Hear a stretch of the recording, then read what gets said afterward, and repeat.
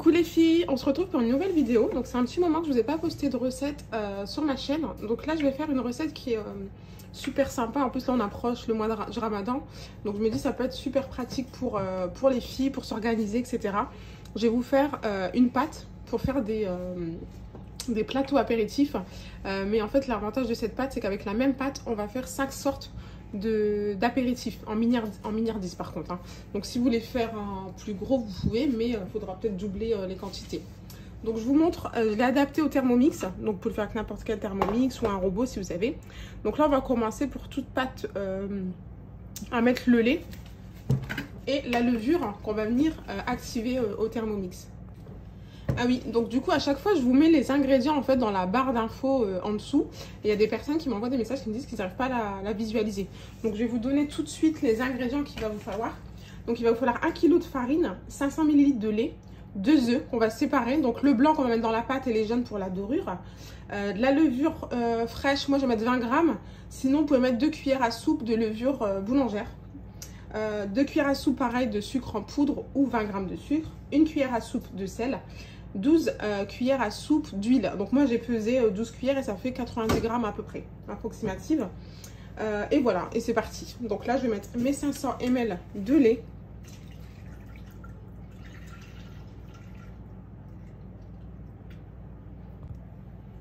Donc j'ai mis mes 500 grammes de lait. Là je vais mettre mes 20 grammes de levure.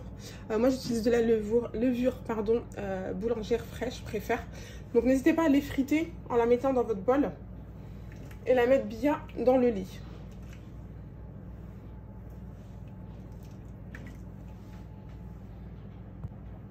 Et donc là je vais mettre mes 20 grammes de sucre.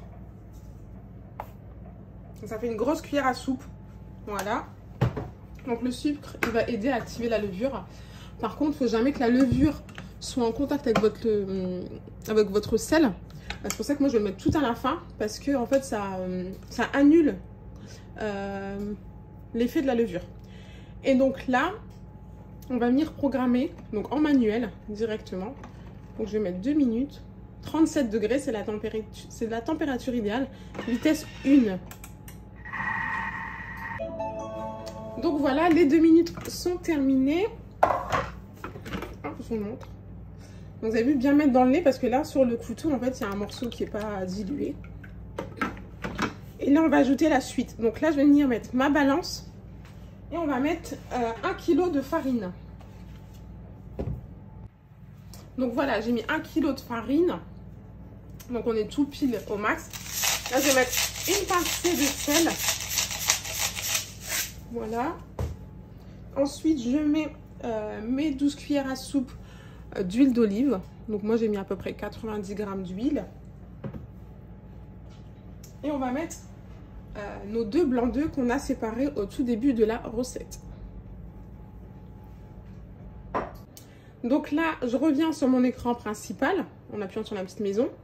Je vais sur pétrin et là je vais mettre 4 minutes. Et en fait il faut qu'on ait une pâte qui est bien élastique, bien formée. Et je vous dirai si ça suffit ou pas. Je vous montre ça de suite. Donc voilà, au bout de 4 minutes de pétrissage, donc on a bien une pâte formée et bien élastique. Donc là je vais la filmer et la mettre à pousser une demi-heure à 1 heure, ça dépend. Donc pour les personnes équipées du TM6, on a le mode nettoyage qui a été amélioré. Donc là j'ai mis de l'eau à la hauteur des couteaux, 1 goutte de liquide vaisselle. Et du coup je vais venir actionner mon mode nettoyage et je vais sélectionner pétrin. Donc voilà, je vous montre la pâte au bout d'1 heure de pousse. Donc elle a bien gonflé, elle a doublé voire triplé. Donc là ce que je vais faire c'est que je vais peser la totalité de ma pâte. Je vais la diviser en 5 et puis après comme ça je ferai 5 sortes de salé. Après si vous voulez faire juste 3, juste 2, ben, vous divisez en 2 et vous faites par exemple juste des burgers et des pizzas. Donc voilà, je vous montre la suite. Voilà, donc là j'ai mis mon saladier, j'ai bien dégazé ma pâte. Donc il faut bien chasser l'air, donc avec vos doigts.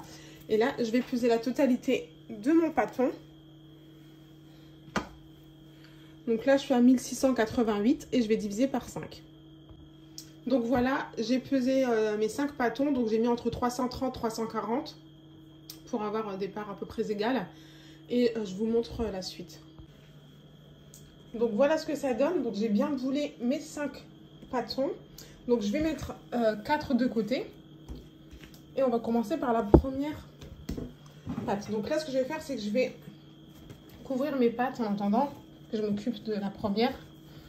Pour pas que les pâtes croûtent, qu'il n'y ait pas de poussière, etc. Donc je vais prendre celle-ci. Je vais commencer par faire mes mini hot dogs. Donc là, avec la totalité de ma pâte, j'ai pesé des pâtons de 20 grammes. Et du coup, là, j'ai à peu près 16 boules. Donc, je les ai bien boulées. Et là, ce qu'on va faire, en fait, avec la paume de la main, on va leur donner une forme allongée pour les hot dogs. Et on va venir rouler. Donc après, je vais les mettre de côté sur ma plaque préparée avec mon papier cuisson pour qu'elle repousse encore le temps que je m'occupe du deuxième pâton.